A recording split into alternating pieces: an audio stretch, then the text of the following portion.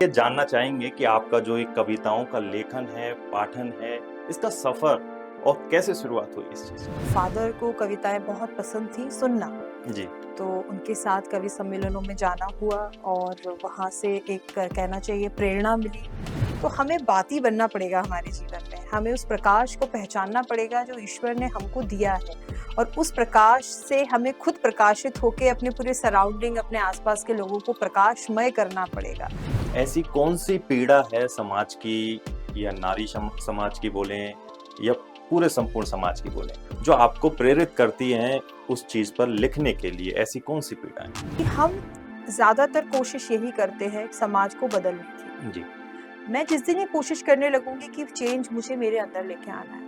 First मेरी जो अंदर की दुनिया है मैं उसको समझूँ, उसको पहचानूँ, उसको चेंज करूँ। ये बहुत इम्पोर्टेंट है। आप लेखन को एक अभिव्यक्ति का माध्यम मानते हैं या समाज को बदलने का एक ज़रिया मानते हैं? बिना अभिव्यक्ति के समाज परिवर्तित नहीं हो सकता। चाहे वो अभिव्यक्ति मैं बनूँ, चाहे आप बनें, क्योंकि जी, आप मीडिया है, फोर्थ पिलर ऑफ डेमोक्रेसी है, तो चाहे आप बनें, चाहे मैं बनूँ। क्या देखते हैं कि आज प्रदेश के सामने सबसे बड़ी चुनौतियाँ क्या हैं? कि मोदी जी का ये सपना है हर घर जल, हर घर नल, ये हमारी ही सरकार लेकर आई है। तो उसको एक बड़ी चुनौती है कि हम 5 साल में जब हमारे दोबारा इलेक्शंस आए, तब तक एटलीस्ट हम इस कोशिश में जो है वो सफल हों, 90% हम सफल हों कि हर गाँव-गाँव, ढाणी-ढाणी हमारा जल पहुँचे। किस तरीके से आप अपनी भूमिका को देखते हैं पार्टी के अंदर? हम चेहरा है हमारी पार्टी का, तो हमें अपनी भाषा को बहुत संतुलित रखना चाहिए, पक्ष अपनी पार्टी का रखना ही चाहिए। लेकिन उसके साथ में दूसरी जो चीज़ आपने कहा कि जनता से अगर कोई बात आती है, कुछ जैसे मैंने पहले भी बोला कि एक्सेप्टेंस बहुत ज़रूरी जी, है। कोई भी परफेक्ट नहीं है, परफेक्शन में जाना भी नहीं चाहिए। तो अगर कोई बात आती है तो उसके सेतु का भी काम करना चाहिए। क्यों इतने कई सालों बाद आज़ादी के इतने हो गए 70 साल से ऊपर हो गए हमें, लेकिन क्यों हर चुनाव सिर्फ़ बुनियादी सुविधाओं पे अटका पड़ा है? जिस तरीके से हमारे राजस्थान का एक ये दुर्भाग्य ही रहा कि एक बार बीजेपी, एक बार कांग्रेस, कांग्रेस कुछ लेके आई तो वो यहाँ अटक गया, यहाँ हम कुछ लेकर आए तो वो वहाँ अटक गया। इस तरीके की चीज़ों में भी हम लोग थोड़े से उलझ के रहे।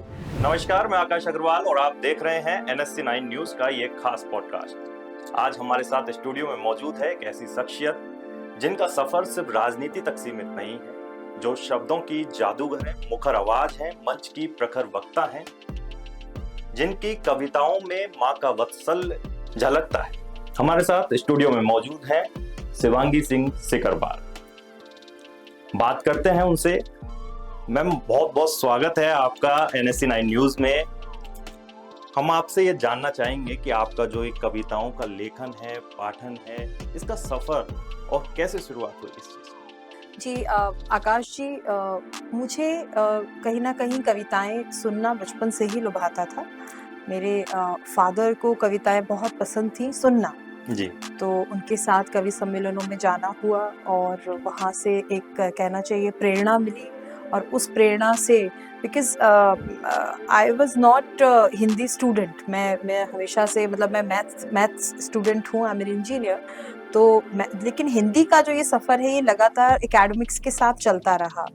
तो बचपन से उपन्यास, अच्छी कहानियाँ, सब कुछ पढ़ना, समझना, सुनना, उनको अनुभव करना, उनको फ़ील करके किताब पे अपने पेन से उकारना, जी। तो वो एक कहना चाहिए अंतः प्रेरणा है। तो फिर वो एक सफ़र इस तरीके से शुरुआत हुआ और ईश्वर की कृपा से वो सफ़र जो है वो आज पूरे देश तक पहुँचा है।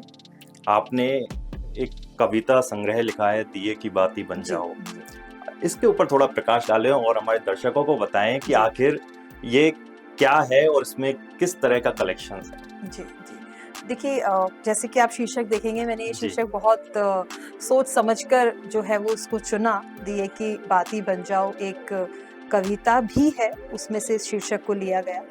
तो दिए की बाती बन जाओ, यानी कि आप जब तक उस दिए की बाती नहीं बनेंगे, चाहे मैं हूँ, चाहे आप हों आकाश जी या फिर हमारे जी। दर्शक हों, तो हमें बाती बनना पड़ेगा हमारे जीवन में। हमें उस प्रकाश को पहचानना पड़ेगा जो ईश्वर ने हमको दिया है और उस प्रकाश से हमें खुद प्रकाशित होके अपने पूरे सराउंडिंग, अपने आस-पास के लोगों को प्रकाशमय करना पड़ेगा। वो प्रकाश हमारी ईमानदारी का हो सकता है, वो प्रकाश हमारी अच्छी सोच का हो सकता है। हम जिस भी फ़ील्ड में जाएँ, जैसे आई एम इन मैं पॉलिटिक्स में जी। हूँ, सो मैं उस राजनीति में उस प्रकाश को लेके जा सकती हूँ। आप मीडिया में हैं, तो आप मीडिया में लेके जा सकते हैं। बिल्कुल। तो इस पूरे संग्रह में करीबन 41 कविताएं हैं। जी। कुछ कविताएं छड़िकाएं हैं, छोटी-छोटी 4 लाइन की कविताएं भी हैं। कुछ कविताएं जो है वो 3 से 4 पेज की भी हैं। मैं ये इसलिए बता रही हूँ कि समग्रता को इसमें पिरोने की कोशिश की है। हर जीवन के साहित्य के हर दर्शन को इसमें इस एक छोटी-सी बुक में जो है वो इसमें डालने की कोशिश की है। उसमें कुछ कविताएं हमें मोटिवेट करती हैं, अपने आप के लिए हैं, जैसे कि एक दर्पण अपना बना लो, है ना? कुछ कविताएं ऐसी हैं जो मैंने अपने जीवन की यात्रा में सीखी, कुछ उनको अनुभव किया, उनको समझा, उनको मैंने कविताएं दी। जैसे कभी-कभी हमारे मन में कुछ प्रश्न चल रहा होता है, हम किसी यात्रा में होते हैं, तो कोई अजनबी हमको मिलता है और कुछ हमसे ऐसी बात कह के चला जाता है बातचीत में कि हमको बाद में रियलाइज होता है कि देखिए तो ये भगवान का ही कोई रूप था कि हमको उस सवाल का जवाब दे गए, इस उधेड़बुन में हम वो थे। यही होता है। तो वो उसको कविता के रूप में डालने की कोशिश की है। नारी के ऊपर है, नारी सशक्तिकरण के ऊपर है। आत्मसम्मान के ऊपर। यस, बिकॉज़ मैं खुद एक नारी हूँ। और उसके अलावा जो है वो उसमें हर टॉपिक, आपको जीवन का कोई भी ऐसा टॉपिक नहीं मिलेगा जो कि इस बुक में नहीं है। तो समग्रता को लेके रखने की कोशिश की है। बहुत यूज़फुल बुक है, मैं तो आपको भी कहूँगी आप भी बिल्कुल, पढ़िए आकाश जी। बिल्कुल हम आपकी बुक ज़रूर पढ़ेंगे। शुभांगी जी, आपके कविताओं का कोई छंद, कोई मुखड़ा ऐसा जो हमारे दर्शकों को मुग्ध कर दे, बिल्कुल। वो हम आपके मुँह से सुनना चाहेंगे। जी, बिल्कुल आकाश जी, मेरा सौभाग्य है आपके चैनल से भी दर्शकों तक मेरा जो है मुक्तक जाएगा। तो एक मंचीय मुक्तक है। इन दिनों मुझे भक्ति में बहुत रस मिला देखने को। भक्ति में बहुत पराकाष्ठा है। भक्ति मीराबाई की हो, सूरदास की हो, कबीर की हो, रहदास की हो। उन्होंने बहुत कुछ लिखा है, मैंने भी कुछ कोशिश की है लिखने की। जैसा कि हमारे राजस्थान की जो कैपिटल है, गोविंद देव जी हमारे जयपुर में ही विराजे हुए हैं, जो 7 ठाकुरों में से एक है वृंदावन के। तो उन्हीं को देख के, उन्हीं की प्रेरणा से ये 4 पंक्तियां रखती हूँ। नैनों से जी भर तुम्हें देखती हूँ, नैनों से जी भर तुम्हें देखती हूँ, चरणों के दर्शन से धन्य रहती हूँ, चरणों के दर्शन से धन्य रहती हूँ। क्या क्या मैं मांगू और क्या न मांगू, क्या क्या मैं मांगू और क्या न मांगू, हे नाथ तुमसे, हे देव तुमसे, हे गोविंद तुमसे तुम्हें मांगती हूँ, हे नाथ तुमसे तुम्हें मांगती हूँ। ना ना ना ना ना। बहुत खूब, आनंद आ गया। आपकी आवाज बड़ी प्यारी है और सुनने में लगता है कि अंदर तक झकझोर देती है, अंदर तक फील करा देती है इस चीज को। Thank you sir. हम आपसे एक चीज जानना चाहेंगे कि क्या लगता है, आप महिलाओं के ऊपर आप काफी लिखती हैं और महिलाओं की आवाज बनकर मुखरता से आप उनकी आवाज रखती हैं मंच पर।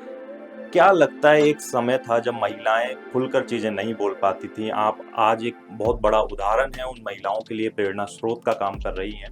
क्या लगता है आज की महिलाएं पहले के मुकाबले काफी मुखरता से बोल रही? आकाश जी, मैं इसमें यही कहूंगी कि परिवर्तन प्रकृति का नियम है और जब तक हम अपने जीवन में परिवर्तन नहीं लेकर आएंगे, तो बीइंग अ लेडी मैं एक बात कहूंगी, और मैंने अपने फैमिली में भी देखा है कि जो झूठ बोले या फिर जो बोले, जो मुखरता हमारी दादी में नहीं थी, हमारी नानी में नहीं थी, वो हमारी माँ में आई। जो हमारी माँ में नहीं थी वो मुझ में आई। जो मुझ में है कल को वो आगे की जनरेशन है, जो मुझ में नहीं है वो उनमें आएगी। तो इस तरीके से जो आज की महिला है वो बहुत अपने आप को पहचानने लगी है, वो उस सशक्तता को जानने लगी है, समझने लगी है। और मैं कहूँगी कि जानना भी चाहिए उनको, हम उसको लेकिन सही दिशा दें, उसमें भी एक बहुत बड़ी चीज़ है। मैंने एक कविता भी है मेरी इसी पुस्तक में है कि नारी पे है, उसमें मैंने आज की नारी को और जोड़ा है, समझा है माँ पार्वती से, माँ सती से, अहिल्या से, रानी लक्ष्मीबाई से, कि हमें उनसे सीखने की जरूरत है जी। कि जो हमारा मूल है, जो नारी तत्व मेरे अंदर है या सभी नारियों में, मैं उसको ना भूल जाऊं और उसको लेके मैं अपने जीवन में परिवर्तन लेके आऊं। मैं हमेशा ये कहती हूँ कि कोई दौड़ है ही नहीं, कोई ये बात है ही नहीं कि फीमेल और मेल जो है वो समानता का अधिकार मांग रही है महिलाएं या फिर वो लड़ रही है। हम अलग हैं लेकिन समान हैं, और अलग होना ही हमारी खूबसूरती है। बिल्कुल। मैं और आप अगर सेम हो जाएंगे तो अंतर कैसे रहेगा? आप ही हैं, मैं ही हूँ, उसमें हम लोग अपनी भिन्नता रहना भी समग्रता जरूरी है प्रकृति में। एग्जैक्टली। आपकी कविताओं में काफी कुछ चीजें देखने और पढ़ने को हमें मिलती हैं। ऐसी कौन सी पीड़ा है समाज की, या नारी समाज की बोलें, या पूरे संपूर्ण समाज की बोलें, जो आपको प्रेरित करती हैं उस चीज पर लिखने के लिए? ऐसी कौन सी पीड़ा है? मैं इसको एक त्रुटि के रूप में देखती हूँ समाज के अंदर, कि हम ज्यादातर कोशिश यही करते हैं समाज को बदलने की, जी। और हम समाज को बदलने के साथ साथ हम कोशिश करते हैं कि हमारे आसपास हम परिवर्तन लेके आए। लेकिन क्योंकि मैं भी एक समाज का पार्ट हूँ, यही समाज मैं भी हूँ, मैं जिस दिन ये कोशिश करने लगूंगी कि चेंज मुझे मेरे अंदर लेके आना है, फर्स्ट मेरी जो अंदर की दुनिया है मैं उसको समझूं, उसको पहचानूं, उसको चेंज करूं, ये बहुत इंपॉर्टेंट है। यही मुझे कहीं ना कहीं प्रेरित करता है राजनीति में भी और मेरे लेखन में भी, कि जब मैं देखती हूँ कि हम दुनिया में कमी निकालने बैठ जाते हैं, कहीं हम बैठते हैं तो हम सोचते हैं इसने ये किया, उसने वो किया। ऐसे में राजनीति में हो तो मोदी जी पे 10 इल्जाम लग रहे है ना, भजन लाल जी को बुराई कर रहे हैं, इसकी बुराई हो रही है, उसकी बुराई हो रही है, पर हम ये नहीं देखते हैं कि एज ए सामाजिक दृष्टि से मैं क्या कर रही हूँ, हम क्या कर रहे हैं, हम कितने तैयार हैं। सरकार की बाद में बात करें तो वो जो एक तत्व दिखने में मिलता है समाज में, वो मुझे हमेशा प्रेरित करता है, चाहे वो मेरा पॉलिटिकल एरिया हो, चाहे वो मेरी अपनी राइटिंग हो। आपका लेखन, आप लेखन को एक अभिव्यक्ति का माध्यम मानते हैं या समाज को बदलने का एक जरिया मानते हैं? ये दोनों ही है। थोड़ा किस तरह से? जी बिल्कुल बताती हूँ। ये अभिव्यक्ति जब तक नहीं होगी किसी की भी, तब तक समाज कैसे बदलेगा? अगर मुंशी प्रेमचंद जी की वो कहानियां, वो उपन्यास नहीं वो लिखते, तो समाज की उस समय की तकलीफ हमारे सामने कैसे आती, और हम कैसे देखते उनको देख के कि पहले का समाज क्या था और आज का समाज कितना बदला है। उनकी कहानियों में दिखता है, दिनकर जी की कविताओं में दिखता है, अटल बिहारी वाजपेयी जी की कविताओं में वो प्रेरणा नजर आती है, वो संघर्ष, राजनीतिक संघर्ष तक दिखता है उसमें। तो अभिव्यक्ति, बिना अभिव्यक्ति के समाज परिवर्तित नहीं हो सकता, चाहे वो अभिव्यक्ति मैं बनूं, चाहे आप बने, क्योंकि आप मीडिया है, फोर्थ पिलर ऑफ डेमोक्रेसी है, तो चाहे आप बने चाहे मैं बने, तो अभिव्यक्ति भी जरूरी है, तभी समाज में एक चेतना आएगी। लेकिन हाँ, इसमें जो मेरा अपना पर्सनल थॉट है, बीड़ा ना उठाएं चेंज करने का, लेकिन हाँ, क्योंकि ये भी एक तरीके का बंधन हुआ, ये भी एक तरीके का थोपना हुआ, हम कार्य कर रहे हैं अपना, और हम खुद एग्जाम्पल बने कि हमसे लोग खुद ही प्रेरित हो और वो खुद वो कार्य करें। आप कल्चरल स्पीकर अपने आप को बताती हैं, तो हमारा सवाल आपसे यह है कि आप भारत की संस्कृति और आधुनिकता के बीच कैसे संतुलन को देखती हैं? मैं वही पुरानी बात बोलूंगी कि परिवर्तन तो करना ही पड़ेगा जी। तो परिवर्तन जो है वो प्रकृति का नियम, वो है आधुनिकता, लेकिन उसके पीछे जो मूल है वो है हमारी संस्कृति। जैसे मेरी जो हमारी संस्कृति है, उस संस्कृति में एक बेटी का कुछ कर्तव्य है, एक नारी के रूप में कुछ कर्तव्य है, उसको ना भूल के मैं आधुनिकता के साथ में अपने आप को चेंज करूं, अपने थॉट्स में मैं आधुनिकता ज्यादा लेकर आऊं, ना कि अपने वस्त्रों में। तो मुझे इस मामले में मैं जो है वो आधुनिकता मैं सोचती हूँ आधुनिकता इंसान के यहाँ से होती है।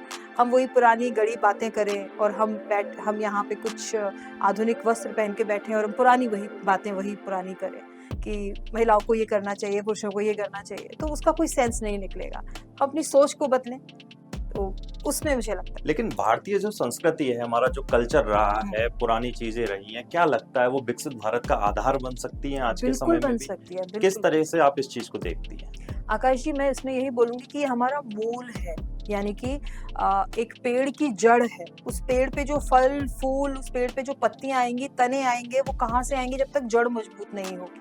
जड़ हमारी हमारी संस्कृति है, हमारी सभ्यता है, भारतीय सनातन धर्म जो हमारा है वो सभ्यता है हमारी, वो हमारा जड़ है। जी उस पे, उस पटल पे जब हम अपनी जड़ को पहचान के ऊपर की ओर बढ़ेंगे, देखेंगे, तो बहुत सुंदर फूल भी निकलेंगे, बहुत अच्छी पत्तियां भी होंगी, उसकी तना बहुत मजबूत बनेगा, उसमें अच्छे फल निकलेंगे। यानी कि हम इस संसार में विश्व गुरु के रूप में भारत तभी सामने आ सकता है, तभी बन सकता है जब हम अपनी संस्कृति को पकड़े रहेंगे, उसमें आधुनिकता नहीं लेकर आए, अपनी सोच में आधुनिकता लेकर आए। लेकिन ये दौर सोशल मीडिया का है। जी सोशल मीडिया के दौर पर हम पुराने कल्चर को भी प्रमोट कर रहे हैं और नया कल्चर भी साथ साथ प्रमोट हो रहा है। इससे युवा पीढ़ी हो, नई जनरेशन हो, चाहे पुरानी जनरेशन हो, जो भी सोशल मीडिया पे आज के टाइम में एक्टिव है, वो भ्रमित हो रही है। जी दोनों के बीच में संतुलन नहीं बना पा रही है। तो आप इस चीज में कैसी चुनौतियां देखती हैं और क्या करना चाहिए, क्या होना चाहिए इन चीजों के बीच इस संतुलन को सही रखने के? आकाश जी, जितना मेरा इसमें देखना है, समझना है, आपका प्रश्न बहुत जायज है। मुझे ऐसा लगता है कि जब हम कंफ्यूज रहते हैं, मतलब कि हम पुरानी किसी बात से निकल नहीं पा रहे हैं, और सपोज इसको मैं एक एग्जांपल समझाती हूँ कि पुराने रिश्ते से आप नहीं निकले, नया रिश्ता आप बनाने चल दिए, ये एक बहुत ट्रेंडिंग भी है ना। मैं बहुत फ्रेंकली इस बात को करूँ तो गर्लफ्रेंड बॉयफ्रेंड वाली बात कहती हूँ। तो भाई सपोज कोई गर्लफ्रेंड है, आपकी पुरानी गर्लफ्रेंड से आपका ब्रेकअप हुआ, एक दिन भी नहीं हुआ आपने दूसरी गर्लफ्रेंड बना ली या बॉयफ्रेंड बना लिया, कुछ भी वैसे वैसा। अब आप उसमें कंफ्यूज हैं, आपने पुराना क्लियर किया नहीं है हिसाब किताब, कुछ भी आपके जो दिमाग में है, नए को आपने शुरू कर दिया, तो वो उलझन हो गई। ये बिल्कुल आपने पकड़ लिया। ये हमारी संस्कृति में हो रहा है। आज का युवा जो है पुरानी चीजों में तो उलझा हुआ है, नई चीजों के पीछे पड़ा हुआ है, ना वो यहाँ से रह पा रहा है ना वो वहां से रह पा रहा है। एक उलझन खत्म नहीं होती, दूसरी उलझन मिक्स करती। आपको we have to clear our mind, our thoughts कि हमें चाहिए क्या, हमें करना क्या है। इफ आई विल बी, अगर मैं किसी भी पर्टिकुलर फील्ड में जा रही हूँ तो उसमें मुझे क्या चाहिए, उसके हिसाब से मैं लेके चलूँ हर चीज को। प्रैक्टिकल अप्रोच हो मेरी मैक्सिमम। देखिए, हमारा धर्म, मैं कहती हूँ सनातन धर्म को कुछ लोग रूढ़िवादिता से जोड़ते हैं, हिंदू धर्म के ऊपर कई प्रकार के आक्षेप उठाए जाते हैं, बट मुझे पर्सनली ऐसा लगता है हम श्री भगवद गीता जी समझें, पढ़ें, रामायण को देखें, अपनी दृष्टि से समझने की अगर हम कोशिश करें, हम दूसरों की दृष्टि से नहीं, खुद की अपनी दृष्टि से समझने की कोशिश करें, तो आकाश जी हम सबसे ज्यादा प्रैक्टिकल है इस पूरे संसार में, इस पूरी दुनिया में, इस पूरे ब्रह्मांड में। सनातन धर्म सबसे ज्यादा प्रैक्टिकल है। छोटा सा एग्जाम्पल लूंगी, भगवान श्री कृष्ण का ही लेती हूँ, मेरे आराध्य हैं प्रभु। हाँ, मैंने आपके देखे भी हैं सोशल प्रोफाइल्स, आप गोपाल जी की काफी मतलब बड़े भक्त हैं। तो बिल्कुल लाला का प्रेम है मुझसे कि मुझे प्रेम करने की क्षमता देते हैं उनसे। तो अब गीता जी में बहुत अच्छे से कहा, उसको भ्रमित करके हमने अपने जीवन में लेकर आए हम लोग कि भाई कर्म करो, फल की इच्छा मत करो। उन्होंने ये कभी नहीं कहा फल की इच्छा मत करो, फल की बिना इच्छा के कर्म कैसे होगा, कर्म कैसे, है ना। अब ये देखिए, ये है बात युवाओं के लिए। युवा इसमें है कि कर्म की इच्छा मतलब कर्म करो, फल की इच्छा मत करो। उन्होंने यही सब कुछ पकड़ रखा है, खुद से उन्होंने कोशिश नहीं करी जानने की कि एक्चुअल में भगवान ने बोला क्या है। बहुत क्लियर उन्होंने एक बात बोली कि आप अपने कर्म को करिए, उस कर्म को कर्म योग बनाइए, पहली चीज। दूसरी चीज, अपना लक्ष्य निर्धारित करिए।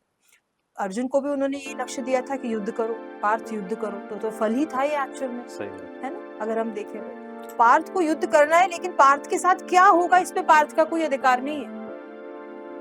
और आप और मैंने एक एग्जाम दिया, अब उसमें एक फर्स्ट आएगा, एक सेकंड आएगा, नेचुरल सी बात है, सेम तैयारी है, सेम सब कुछ है, लेकिन आप फर्स्ट आ गए, मैं सेकंड आ गई। अब मैं इसमें दोषारोपण शुरू कर दूं कि आपने तो नकल करी होगी, आपने ये किया होगा। मैं ये क्यों नहीं देख रही हूँ कि मेरे जो फल मुझे प्राप्त हो रहा है, जो परिणाम मुझे मिल रहा है, उसके पीछे मेरे कुछ प्रारब्ध भी तो जुड़ेंगे। बिल्कुल सही। मेरे सिर्फ तैयारी के कर्म थोड़ी ना है, मेरे जो वहां तक की जर्नी है उसके भी तो कर्म जुड़ेंगे। तो ये चीज भगवान ने, ये चीज हमारी संस्कृति है, और इस संस्कृति को हम नहीं समझ के पाश्चात्य संस्कृति को एक्सेप्ट करने में कोई बुराई नहीं है। आप उसे एक्सेप्ट करिए, हर चीज का स्वागत है। हम तो वैसे भी पूरी दुनिया का स्वागत करते हैं, है ना। तो स्वागत करिए, लेकिन अपनी मूलता को मत भूलिए। और अगर आप अपनी मूलता को भूलना चाहते हैं तो उसको भूल के उसको प्रॉपर एक्सेप्ट करिए। ना आप उसे एक्सेप्ट कर पा रहे हैं, ना आप ये भूल पा रहे हैं, बीच में लटका रहता है, बीच में लटके रहता है। आप राजस्थान बीजेपी से प्रदेश प्रवक्ता हैं, क्या देखते हैं कि आज प्रदेश के सामने सबसे बड़ी चुनौतियां क्या है? अभी राजस्थान प्रदेश के सामने कई प्रकार की चुनौतियां हैं। भजनलाल सरकार ने कुछ वादे किए थे, उन वादों में से अप्रॉक्सीमेटली 60 से 70% वादों को हमने पूरा करने में हम लोग जो है वो रहे हैं। बाकी के बहुत सारे वादे हैं। बिजली को लेके हम अगर देखें तो ERCP के बाद में यमुना जी वाला जो हमने अभी देखा, तो वो दोनों समझौते किए गए, वो भी एक बड़ी चुनौती थी पानी को लेके, कि मोदी जी का ये सपना है हर घर जल हर घर नल, ये हमारी ही सरकार लेकर आई है। तो उसको एक बड़ी चुनौती है कि हम 5 साल में जब हमारे दोबारा इलेक्शंस आए तब तक एटलीस्ट हम इस कोशिश में जो है वो सफल हों, 90% हम सफल हों कि हर गांव-गांव ढाणी-ढाणी हमारा जल पहुंचे। शिक्षा को लेके काफ़ी सारे चेंजेस भी किए जा रहे हैं लगातार। एक शिक्षा की एक प्रणाली लगातार चली आ रही थी, उसमें हमने देखा कि द ग्रेट अकबर और बहुत सारी चीज़ें हमने गॉडफादर और ये सब पढ़ी, उन पे भी हमने चेंज किया। और ये आज भी देखिए बहुत सारे उसमें भी अभी खामियां हैं, उनमें भी और कुछ भी चेंज करना है, ये अपने आप में चुनौती है। दूसरा ये है कि महिलाओं को लेके हम लगातार कार्य कर ही रहे हैं, चाहे वो 33% आरक्षण वाली बात रही हो या पिछला जो भी रहा, तो उसमें भी हमें महिलाओं को और सशक्त करना है, ये भी अपने आप में एक चुनौती है। देखिए मैं ये समझती हूँ कि ये भी बहुत बड़ी बात है कि being a member of Bharatiya Janata party, I accept the चुनौतियाँ। इनफैक्ट हम सभी एक्सेप्ट करते हैं, भजन लाल जी खुद कहते हैं कुछ गलती हुई है तो उसको भी हम एक्सेप्ट करते हैं, हम उसको आगे सुधारेंगे, क्योंकि जब तक एक्सेप्टेंस नहीं आएगा तब तक सुधार की संभावना खत्म हो जाती है, जो कि कांग्रेस पार्टी ने किया, एक्सेप्टेंस खत्म कर दिया उन्होंने। तो हम लोगों के सामने चुनौतियां भी हैं, उस पर हम लोग कार्य भी कर रहे हैं, और ये मुझे लगता है ये कार्य सतत काफी अभी चलेगा। अभी डबल इंजन की सरकार 2047 विकसित राजस्थान की परिकल्पना लेकर आप चल रहे हैं। बिल्कुल बिल्कुल, विकसित भारत की परिकल्पना, राजस्थान भी है हमारे। जी जी, हम राजस्थान की बात करें। जी। लेकिन इसमें विकसित भारत 2047 में आप युवाओं और महिलाओं को किस भूमिका में देखना पसंद करें? मैं इसमें एक महिलाओं और युवाओं को दोनों को ही मैं जिस प्रकार से देखती हूँ पिक्चर, उसमें यही है कि बहुत मतलब जो 33% है उससे भी ज्यादा 50% में है महिलाएं, चाहे वो कोई भी फील्ड हो, चाहे वो हमारी राजनीति हो या आपका मीडिया हो, तो उसमें पूरा हम जो है 50% के साथ अपने अधिकार के साथ बैठे हैं। युवाओं को मैं देखती हूँ कि जो भटकन है युवाओं में, जो लैक ऑफ कॉन्फिडेंस है, जो डिप्रेशन का शिकार हो रहे हैं युवा, तो उन सब से हटके वो अपने आप को पहचान चुके हैं, अपनी शक्ति को पहचान रहे हैं, नए नए स्टार्टअप्स लेके आ रहे हैं पूरे इंडिया में। और हम हर प्रकार से, चाहे हम अभी जो भी मार्केट से, बाहर के मार्केट से, ग्लोबल मार्केट से हम जो भी खरीदते हैं, वो सब कुछ हमारे देश में खुद ही बन रहा है, मैन्युफैक्चर हो रहा है और हम प्रोवाइड करा रहे हैं। इस प्रकार के भारत की परिकल्पना है मेरे मन। एक बड़ा पेचीदा सवाल है परिसीमन को लेकर। जी, आप महिलाओं को 50% आरक्षण की बात सरकार कर रही है, लेकिन उसमें सीटें बढ़ाकर दी जा रही है। लेकिन विपक्ष का ये कहना है कि नहीं, आप जो सीटें यथावत हैं उन्हीं के अंदर 50% आरक्षण दिया जाए। ऐसा क्यों और इस पे विरोधाभास क्यों? बिल्कुल, ये देखिए पूरे सिर्फ आपके लिए नहीं, पूरे भारत के लिए बड़ा पेचीदा हो गया है ये। हमारा इसमें इतना सा टेक है कि जिस भी प्रकार की मतलब आपको एक एग्जाम्पल से मैं लेती हूँ कि अगर कर्नाटक में एक MP जो है वो 2 लाख पे बैठता है, तो हमारे यहाँ वो 50 लाख पे बैठ रहा है। इस तरीके की जो है वो स्थिति है। कहीं वो 1 लाख पे बैठ रहा है, कहीं वो 5 लाख पे बैठ रहा है। तो बहुत ज्यादा अंतर है। जब एक जैसा पूरे देश को बराबर बराबर हिस्सों में राजनीतिक तौर पे नहीं बांटा जाएगा, नहीं समझा जाएगा, उसमें उसकी जो कहना चाहिए परिधि नहीं बनाई जाएगी कि MP पर्टिकुलर इतनी जनसंख्या के ऊपर रहेंगे, MLAs इतनी संख्या के ऊपर रहेंगे, तो ये जो करना है, ये तो मतलब 33% आरक्षण वाली बात अलग है और परिसीमन तो वेरी वेरी इंपॉर्टेंट है। उसके ऊपर हमने एड ऑन ये किया भारतीय जनता पार्टी ने कि हम इसके आधार पे महिलाओं को भी दें, ताकि अगले 2029 में हम जब 2047 के, वही जो आपने बोला विकसित भारत की बात करते हैं, तो हम अगले इलेक्शंस तक क्यों वेट करें? आज से क्यों ना हम उस आरक्षण को दें और उस महिलाओं को हम लेकर आए कि भाई आइए, क्योंकि जो सृजन करने की क्षमता एक महिला में है वो और किसी में नहीं है। इसको मैं बीइंग विमेन भी बोल रही हूँ और मैं इसमें कोई ये नहीं कह रही हूँ कि पुरुषों में नहीं, उनमें अपना एक, जैसा हमने बात किया, भिन्न है। तो अगर बीजेपी महिलाओं को इसमें लेके आ रही है, परिसीमन में ऐड कर रही है, तो इसमें समस्या कहाँ बनती है? इसमें जो समस्या बन रही है वो सिर्फ एक ही समस्या है, वो है इनसिक्योरिटी। किस तरह की इनसिक्योरिटी? कांग्रेस ये बहुत अच्छे से समझ रही है, जान रही है कि 2029 में तो क्या 2047 तक वो नहीं आ रहे। वो ये सोचते हैं कि भाई 29 जो है हम सिर्फ और सिर्फ महिलाओं के बेसिस पे जीतेंगे। भाई ऐसा नहीं है, अभी तक भी तो हुआ ना, अभी तक भी तो हम लोग जीत ही रहे थे। हम महिलाओं को लेकर आएंगे तो हमें एडिशनल ऑब्वियसली फायदा भी है, और हम महिलाओं को तैयार भी करना चाहते हैं। आप देखिए वित्त में, देखिए सीतारमण जी को देखिए आप, वो भी एक विमेन है और कितना अच्छा काम कर रही है। हम अपने राजस्थान की बात करें, दिया कुमारी जी उप मुख्यमंत्री वित्त देख रही है, कितना अच्छा काम कर रहे हैं। हम सबसे ज्यादा मुख्यमंत्री बनाने का काम हम लोग कर रहे हैं कि भाई जहाँ जहाँ पे है महिलाओं को मौका दिया जाए, महिलाएं आगे बढ़ाया जाए। और ये जो काम है ना महिलाओं वाला, ये आज का नहीं है। आप अगर समझेंगे, थोड़ा सा पीछे चलते हैं, 2014 को देखते हैं अपन, तो बेटी बचाओ बेटी पढ़ाओ आंदोलन से लेके सशक्त महिला तक लेके नारी वंदन से लेकर, और हम देखें मातृवंदन से लेकर, और अगर हम देखें बेटियों के लिए लगातार कार्य किए जा रहे हैं कि महिला एटलीस्ट पहले तो बचे बेटी बचाओ बेटी पढ़ाओ में, फिर उनको पढ़ाया जाए। सरकार उनको मुहैया करा रही है कि भाई हमारी बेटी को बचाओ, उसको पैसे दे रहे हैं कि आप उन्हें पढ़ाओ। उन्हें ताकत दी जा रही है कि भाई वो एटलीस्ट सशक्त हो, कि पॉलिटिकली जानना शुरू करें। आप हम सभी गांव परिवेश में घूमते हैं, जाते हैं, हमने देखा है। मैं खुद भी मेरा 12 क्षेत्र है, राजनीतिक क्षेत्र, तो मैं अपने गांव में, मैंने इलेक्शन भी लड़ा है जिला परिषद का, तो मैंने गांव ढाणी ढाणी गई हूँ, तो वहाँ महिलाओं को आइडिया नहीं है कि कौन एमएलए है, कौन क्या है, जो हमारी। अच्छा, वहाँ बिल्कुल आइडिया नहीं, मतलब बिल्कुल नहीं, पर बहुत ज्यादा जो है वो पॉलिटिकली महिलाएं इतनी एक्टिव नहीं समझती है वो, है ना।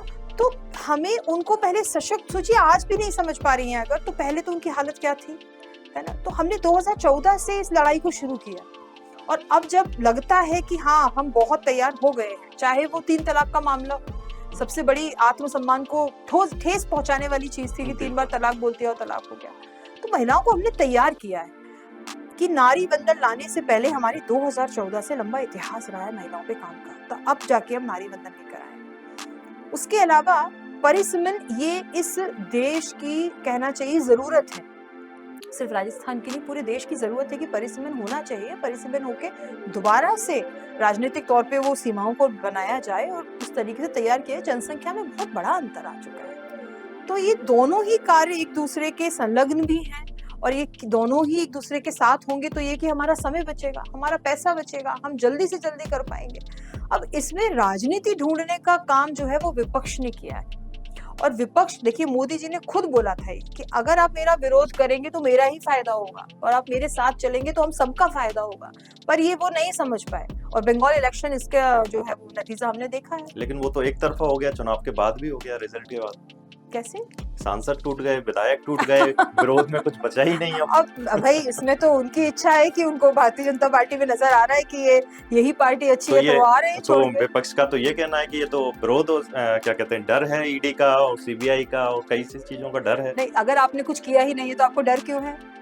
कोई तो डर रहा होगा, तब वो आ गए तो पाक साफ हो गए, तो इसका मतलब कुछ तो डर है उनके अंदर। तो ये तो खैर ये एक अलग इशू है राजनीति का जी। बट हाँ, परिसीमन और इससे जो है वो अगर होता तो हमें बहुत फायदा मिल रहा था, इसको पूरे देश को फायदा मिलता। अगर आज के समय में एक प्रवक्ता की भूमिका केवल पार्टी का पक्ष रखना है या फिर सरकार के बीच संवाद का एक सेतु बनना है, किस तरीके से आप अपनी भूमिका को देखते हैं पार्टी के अंदर? दोनों ही भूमिकाएं हैं, बिल्कुल। हम अपनी पार्टी का पक्ष तो रखते ही हैं। हमें बीइंग अ प्रवक्ता ये बताया जाता है, इनफैक्ट ये मैं मानती भी हूँ कि we are brand ambassador of Bharatiya Janata party, being a प्रवक्ता। तो हम चेहरा है हमारी पार्टी का, तो हमें अपनी भाषा को बहुत संतुलित रखना चाहिए, पक्ष अपनी पार्टी का रखना ही चाहिए। लेकिन उसके साथ में दूसरी जो चीज़ आपने कहा कि जनता से अगर कोई बात आती है, कुछ जैसे मैंने पहले भी बोला कि एक्सेप्टेंस बहुत जरूरी है, कोई भी परफेक्ट नहीं है, परफेक्शन में जाना भी नहीं चाहिए। तो अगर कोई बात आती है तो उसके सेतु का भी काम करना चाहिए, और सेतु का काम हम करते भी हैं, पर्टिकुलरली मैं भी करती हूँ और मेरे सभी साथी जो हैं वो भी करते हैं हमारे यहाँ से, जो भी, क्योंकि हमारे पूरे राजस्थान से ही हर क्षेत्र से प्रवक्ताओं को लिया गया है। हाड़ौती से भी 2 प्रवक्ता हैं, एक कोटा से हैं, मैं 12 से हूँ, ऐसे करके पूरे राजस्थान से। तो उनके लेने के पीछे रीजन ही ये था कि आप जनता की बात को भी हम तक पहुंचाएं, हमारी बात को जनता तक पहुंचाएं, जनता की बात को भी हम तक पहुंचाएं, कि कहीं कोई कमी है, कोई प्रॉब्लम है तो हमें बताएं। आपने जिला परिषद का इलेक्शन लड़ा, तो आपका क्या अनुभव रहा इलेक्शन लड़ने का? महिलाओं के जनता के बीच में जाना, महिलाओं, युवाओं, पुरुषों, हर किसी के बीच में जाना और वोट मांगना या फिर उनका समर्थन मांगना, किस तरह का आपका अनुभव रहा? कैसी आपकी अभी तक की जर्नी है? जी, मेरा पहला इलेक्शन ही था और मुझे 3 से 4 साल तक का अनुभव था राजनीति का उस इलेक्शन के दौरान। जब मेरा इलेक्शन हुआ 2021 की बात है ये। तो ये कि इलेक्शन बहुत कुछ सिखाता है। हार और जीत एक रिजल्टेंट है, दैट्स ऑल, इट्स रिजल्ट कि कौन हारा कौन जीता, लेकिन जो बीच का प्रोसेस है वो बहुत सिखाता है। और मैंने एक चीज नोटिस की है कि राजस्थान, मैंने ऑलमोस्ट पूरा राजस्थान, ऑलमोस्ट नहीं बोलूंगी 100% पूरा राजस्थान मैंने राजनीतिक रूप से विजिट किया हुआ है। मैं एक एक डिस्ट्रिक्ट जानती हूँ, मैं सभी डिस्ट्रिक्ट्स में गई हूँ क्योंकि प्रवक्ता से पहले मैं महिला मोर्चा में थी, प्रदेश टीम में थी, तो उस समय भी पूरे हर जगह जाना, महिलाओं से मिलना करना, सारा सब कुछ। उसके बाद में अभी तो बीइंग अ प्रवक्ता तो काम चल ही रहा है। तो लोगों में एक्सेप्टेंस है, लोग चाहते हैं कि अच्छे लोग राजनीति में आए, लोग बहुत खुले दिल से स्वीकार करते हैं। मेरे इलेक्शन में मैंने देखा कि जिस क्षेत्र में मेरा इलेक्शन था, 24 नंबर वार्ड हमारा, रामगढ़ माता जी हैं, आप कभी पधारे, आपको दर्शन कराएंगे। बिल्कुल। 12 डिस्ट्रिक्ट में किशनगंज एरिया लगता है, किशनगंज विधानसभा लगती है इसमें। तो मैं पहली बार ही गई थी एज ए पॉलिटिशियन, इससे पहले मैं बेटी के रूप में पिताजी के साथ जाती रही, पर जब इलेक्शन की बात आई तो मैंने देखा हर घर में एक्सेप्टेंस थी। जिस तरीके से उन्होंने एक्सेप्ट किया मुझे, मेरी बात को सुना, समझा, स्थानीय मुद्दे सबसे पहले मैंने उठाए, स्थानीय मुद्दे की प्रॉब्लम कहाँ कहाँ है, चाहे वो सड़क की प्रॉब्लम रही, नल की प्रॉब्लम रही, शिक्षा की प्रॉब्लम रही, स्वास्थ्य की प्रॉब्लम रही, उनको सबको संकलन किया, उनका देखा न्यूज़पेपर्स में। तो इस तरीके की जब हम चीजें करते हैं तो लोग हमें पहचानते हैं, लोग हमें समझते हैं, और जब लोग हमें समझते हैं तो लोग जो है हमारे पास आते हैं, और जब लोग हमारे पास आते हैं तो आप समझ जाइए कि आप नेता बन चुके हैं और भगवान ने आपको एक सेवा का बहुत बड़ा अवसर दिया है, और इस सेवा को एक्सेप्ट करिए, क्योंकि हर कोई ये सेवा करने में धनी नहीं होता है, लोग इस सेवा को समझ नहीं पाते हैं। तो ऐसा मेरा अनुभव बहुत अच्छा है राजनीति का। लेखन ने मुझे जो है वो राजनीति में बहुत सपोर्ट किया है, और राजनीति ने मुझे, क्योंकि सामाजिक कार्य है एक तरीके से राजनीति, उसने मेरे लेखन को बहुत सपोर्ट किया है, तो दोनों वाइस वर्सा रहा। आपको नहीं लगता कि बुनियादी, हर बार चुनाव जब लड़ा जाता है तो वो बुनियादी सुविधाओं पे लड़ा जा रहा है, सड़क है, जल है, बिजली है ना? क्यों इतने कई सालों बाद आजादी के इतने हो गए, 70 साल से ऊपर हो गए हमें, लेकिन क्यों हर चुनाव सिर्फ बुनियादी सुविधाओं पे अटका पड़ा है? इसमें दोनों ही दृष्टियां हैं आकाश जी। पहली दृष्टि तो ये है कि सामाजिक तौर पे भी समाज को भी जागरूक होना पड़ेगा, हमारा समाज भी बहुत जागरूक नहीं हो रहा है। मैं अपने खुद के अनुभव से वाली बात कह रही हूँ कि अगर हमने पानी पहुंचाया है तो मैंने गाँव में ये भी देखा है कि वो पानी जो है वो मोटर चल रही है, बिजली हमने पहुंचा दी, अगर तो बिजली चल रही है, मोटर चल रही है, और पानी लिटरली साफ पानी नालियों में बह रहा है। कई बार मैंने उनको बंद करवाया, लोगों को समझाने की कोशिश की। दूसरी चीज अगर हम सरकारों की भी देखें तो जिस तरीके से हमारे राजस्थान का एक दुर्भाग्य ही रहा कि एक बार बीजेपी, एक बार कांग्रेस कुछ लेके आई तो यहाँ अटक गया, यहाँ हम कुछ लेकर आए तो वहां अटक गया। इस तरीके की चीजों में भी हम लोग थोड़े से उलझ के रहे, तो हमारे जो स्थानीय मुद्दे हैं वो काफी हद तक कम हो गए हैं, लेकिन फिर भी काफी बचे हुए हैं, मतलब 30-40% तो बचे ही हुए हैं। और मुझे पूरा विश्वास है इस बार के बाद में जब ये डबल इंजन की सरकार दोबारा आ जाएगी, 2028 में भाजपा दोबारा आएगी, तो हमारा जो विकास है वो भी डबल इंजन से 4th इंजन पे जाएगा। लेकिन आप तो 2047 तक का विजन लेके चल रहे हैं, तो मतलब आप मान के चल रहे हैं कि 2047 तक तो किसी को नहीं आने देंगे। हमारे हाथ में नहीं है, ये तो जनता के हाथ में है, हमारे हाथ में सिर्फ सेवा है, तो वो हम कर रहे हैं। तो आगे मतलब चुनाव लड़ने का विचार बना रहे हैं, योजना है, या फिर सिर्फ पार्टी के ऊपर डिपेंड है कि नहीं पार्टी देगी तो मौका मिलेगा? आकाश जी, टू बी वेरी फ्रैंक, मैं बहुत दिल से चाहती हूँ मुझे पार्टी मौका दे, और जैसा मैंने बताया कि मैं अगर मौका देती है तो उसके बाद भी आप मेरे कार्य को देखिएगा। मैं अभी से आपका स्वागत करती हूँ मेरे क्षेत्र में, आप वहाँ भी देखेंगे कि मैं यहाँ भी बोल के जा रही हूँ कि मैं सेवा करना ही आना चाहती हूँ, सेवा लिटरली सेवा करना चाहती हूँ। बट उसके अलावा दूसरी चीज़ ये भी है कि मैं एक विचारधारा को बहुत पसंद करती हूँ, वो है भारतीय जनता पार्टी की विचारधारा। तो पार्टी हमेशा हमें देख रही है, लगातार हमें देखती है, वो हम क्या कर रहे हैं, कितने हम तैयार हैं, क्योंकि हमें हमेशा लगता है कि हम तैयार हो गए, लेकिन उन्हें पता है कि हम कितने तैयार हैं। वो जब मौका देंगे, जैसा मौका देंगे, जहाँ से मौका देंगे, मैं अपने आप को बिल्कुल तैयार मानती हूँ, बिल्कुल कूद जाऊँगी उस रणभूमि में। शिवांगी जी, एक चीज जो हम आपसे पूछना चाहेंगे कि अगर मान लीजिए कि आपकी जिंदगी पर कोई किताब लिखी जाए, तो क्या शीर्षक होगा उसका? बहुत अनएक्सपेक्टेड और क्योंकि सरप्राइजिंग सवाल है। आज नहीं तो कल एक हम आपको बड़े पद पर भी देखना पसंद करेंगे, तो वो सफलता की जो कहानी होगी तो किताब तो लिखी जाएगी, तो उसका शीर्षक आपके मन में क्या आता है? क्योंकि इमेजिन करना, कहते हैं ना, सपने, आपने बोला मेरे से कि सपने तो देखने ही पड़ेंगे। मैनिफेस्टेशन। हाँ बिल्कुल, तो क्या होगा? तो आकाश जी, अभी तो बहुत बहुत लंबा सफर जीना है अभी जी। तो।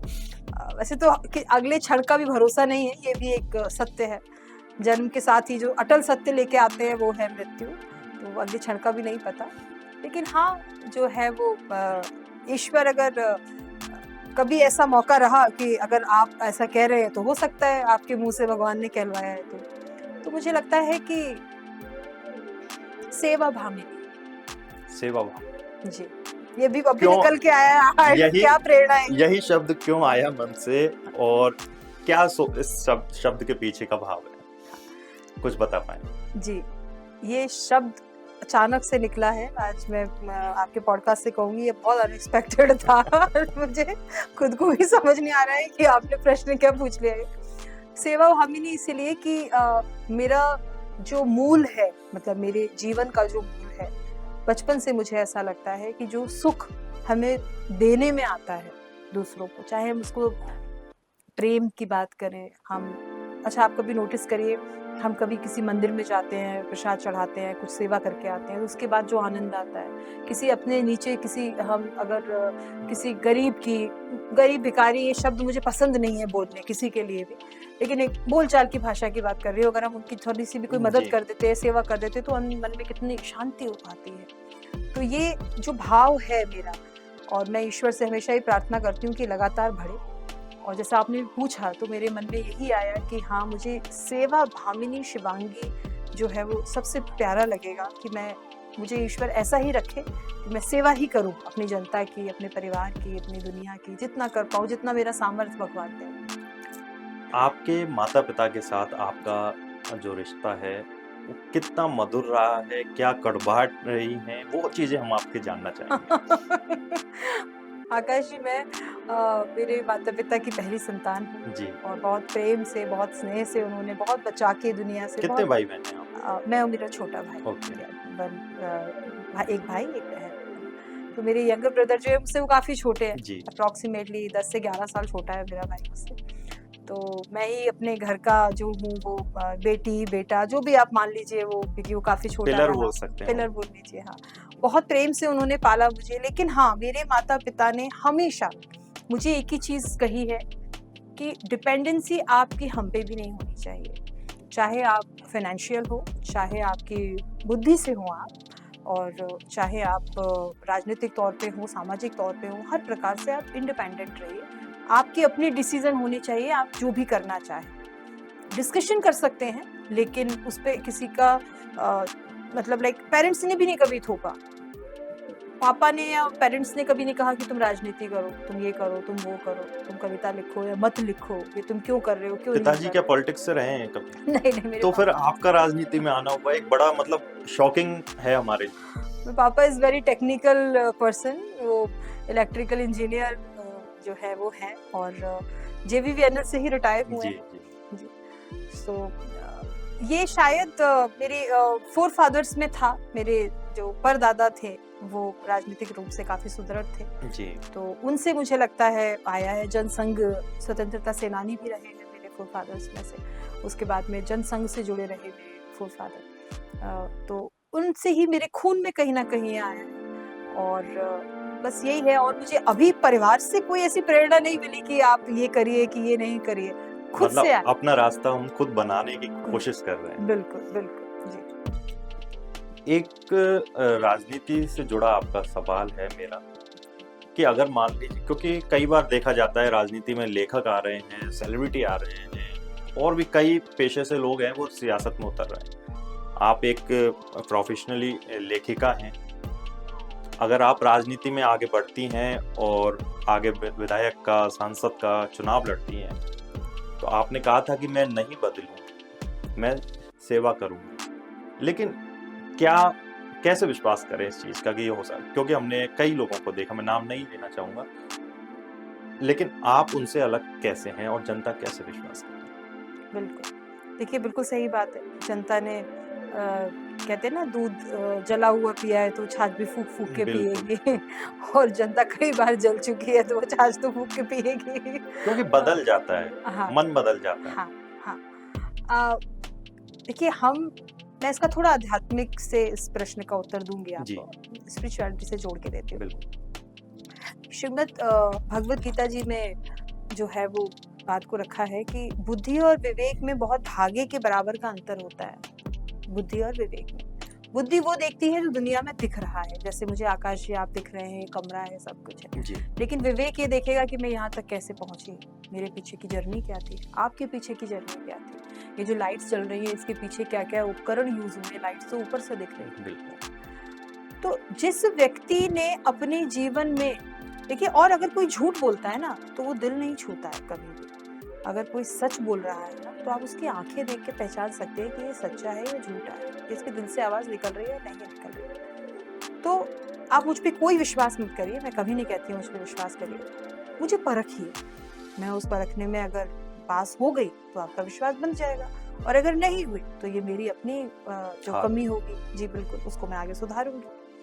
तो उस विवेक पे काम करने की आवश्यकता है। हम ज्यादातर जो है वो ऊपर है, हमारी बुद्धि हमारे शरीर पे काम करती है, दुनिया को देख रही है, जो भी कुछ है, पीछे की पर्दे की बात नहीं करते हैं। हम जिस दिन अपने विवेक को जागृत कर लेंगे, यानी कि हम जो हम एक्चुअल में हैं, हमारा जन्म हुआ है, जिस दिन हम ये समझ जाएंगे कि एक्चुअल में हमारा जन्म जो है वो ईश्वर को प्राप्त करने के लिए और सेवा करने के लिए ही हुआ है, किसी भी माध्यम से करें हम। जिस दिन हम ये समझ जाएंगे, उस दिन लोग हम पे खुद ब खुद विश्वास करेंगे, हम उस पे खुद अपने आप पे विश्वास करने लगेंगे, और जो भी हम जिस भी चीज को चाहते हैं वो हमें खुद से प्राप्त होने लगेगा। तो इसमें मुझे ऐसा लगता है कि मेरी ये यात्रा चल चुकी है और मेरी ये यात्रा सतत चल रही है। मैं ये नहीं कह रही हूँ कि मैं सब कुछ जान गई हूँ, I am the only present, no I am not, but I am trying to जी, डू टू माई बेस्ट।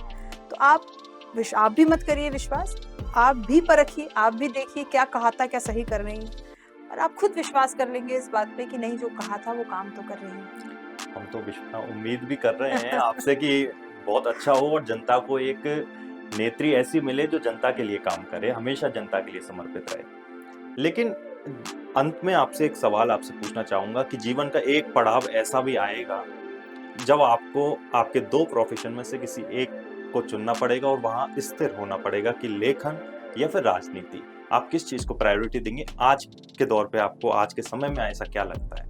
देखिए, प्रायोरिटी तो नहीं है, लेकिन हाँ, ये बात बिल्कुल सही है कि लेखन का समय अपने आप कम हो जाता है जब आप किसी दूसरे उसमें से, मैं पॉलिटिक्स में हूँ तो जी, इलेक्शंस के टाइम पे देखें, या फिर जब जैसे दूसरे इलेक्शंस होते हैं, जैसे उत्तर प्रदेश का इलेक्शंस में मैं गई, बिहार इलेक्शंस में मैं गई, हरियाणा इलेक्शंस में मैं गई, गुजरात इलेक्शंस में मैं गई, तो यस, उस समय जो है आपका लेखन थोड़ा साइड हो जाता है, लेकिन उस समय जो आपके अनुभव होते हैं ये भी तो आपके लेखन को और तैयार कर रहे हैं, सुदृढ़ बिल्कुल। कर रहे हैं, तो ये दूसरा पहलू ये भी उस है। अनुभव को आप अपने लेखन में उतारें। बिल्कुल, तो वो भी एक दूसरा पहलू है।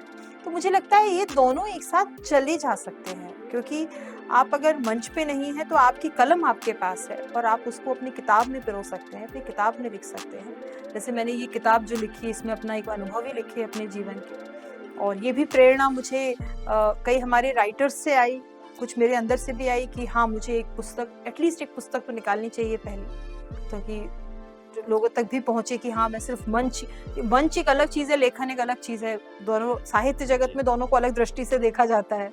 तो अगर आपको पुख्ता साहित्यकार बनना है तो आपको एक अच्छी बुक लिखने की बहुत आवश्यकता है, लेकिन आप मंचीय कवि बन के रह जाते हो बस। बहुत बड़ी बात है। हाँ, ये बिल्कुल, बहुत ये बड़ी। साहित्य, मैं आपको बता रही हूँ कि साहित्यकार ऐसे ही चर्चा करते हैं कि जब कोई बात होती है कि बहुत कवि अच्छा है तो वो बोलते हैं कि नहीं, ये कवि है, मंचीय कवि है, ये साहित्यकार नहीं है। तो ये चीज भी मैंने देखी। तो जो है वो है, मैं साफ बोलने वाला मेरा है वो। तो हाँ, तो उसके लिए भी मुझे अपने आप को कहीं न कहीं पुख्ता करना था कि नहीं, मैं एक साहित्यकार भी अच्छी हूँ, मैं अच्छा लिख भी सकती हूँ, अच्छा बोल भी सकती हूँ, अच्छा गा भी सकती हूँ, अच्छा पढ़ भी सकती हूँ। जीवन का कोई एक ऐसा किस्सा, चाहे आपके कॉलेज लाइफ का, स्टूडेंट लाइफ का हो, जो भी, जो प्रेरणा दे सके लोगों को, वो हम चाहेंगे कि आप साझा करें। कोई याद आ रहा हो इस वक़्त? हाँ, चलिए मैं एक अपने कहीं न कहीं अपने फेल्योर का जो किस्सा है वो ही रखती हूँ, और ये क्योंकि बहुत महत्वपूर्ण अंग है मेरे जीवन का ये भी। आफ्टर माय इंजीनियरिंग मैं जो है दिल्ली शिफ्ट हुई फॉर यूपीएससी प्रिपरेशन। तो मैं यूपीएससी एस्पिरेंट भी रही, है ये बहुत ना? बढ़िया। तो वो जब तैयारी करने के लिए गए तो मेरा कैंपस सिलेक्शन हुआ था, तो वो मैंने वहाँ से मैं वापस आ गई कि नहीं, चलो एक बार एक ट्राई देते हैं, यूपीएससी तैयारी करते हैं। तो वो एक टर्निंग पॉइंट था एक्चुअल में। वो मैं कहूँ शायद, देखिए आपको जहाँ पहुँचना है, ईश्वर बहुत पहले से आपको उस रास्ते पे चलाना शुरू कर देता है, हमें लिख नहीं देता पता होता। हम हमेशा ये सोचते हैं कि ऐसा नहीं हुआ, उतनी बुद्धि हम उतना ही देख रहे हैं, फिर से वही कहूँगी बुद्धि और विवेक वाली बात। तो मुझे ये नहीं पता था कि मैं इसमें आऊँगी, इतनी जल्दी आऊँगी और इसमें इस तरीके से। तो मैं तो अपना यूपीएससी की तैयारी की, मैं एस्पिरेंट थी, तो मेरे तो अपने दिमाग में आईएएस, आईपीएस, आईआरएस, आईएफएस, उनमें से क्या चुनेंगे, क्या करेंगे, ये सब चलता था। इतिहास की बातें बैठ के कर रहे हैं, भूगोल पढ़ रहे हैं, ये अब नहीं सब। आती है बात? तो नहीं आती है, अभी भी आती आती है। हाँ, हाँ। तो एक अच्छी पढ़ने की हैबिट, हुँ, और सब कुछ को एक साथ रखने की तैयारी, कि आप किसी भी एक टॉपिक पे हर प्रोस्पेक्ट से सोचें, वो सारी तैयारी। तो वो सब मैंने यूपीएससी में सीखा। मैं उसमें मेरे अटेम्प्ट्स रहे, तो मैं उसमें क्लियर नहीं कर पाई।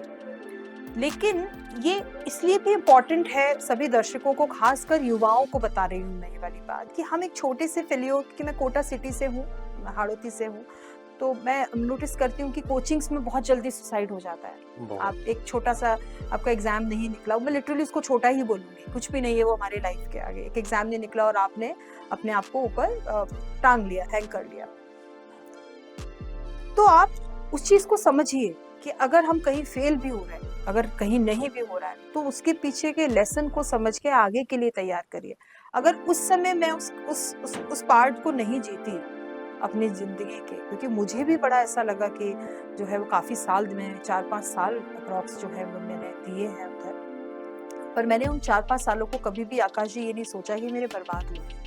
मुझे बहुत कुछ सीखने को मिला है, और वो जो मैंने उस समय लर्निंग करी है, चाहे वो मेरा पेशेंस हो, चाहे वो मेरी तैयारी हो, तो मेरा सब कुछ पढ़ना हो, चाहे वो न्यूज़पेपर पढ़ने की मेरी हैबिट हो, हर चीज़, चाहे वो लगातार एक सिटिंग में बैठ के पढ़ने की हैबिट हो, उस समय जो कविताएं निकल के आई थी वो वाला पार्ट हो मेरा, उन सबको मैं देखती हूँ कि अगर ये मेरे जीवन में 4-5 साल नहीं आते, तो आज की शिवांगी वो शिवांगी नहीं होती, कि जो आज की शिवांगी है वो शिवांगी नहीं होती। कहीं ना कहीं उसमें पेशेंस की कमी होती, कहीं ना कहीं वो फटाफट से घबरा जाती।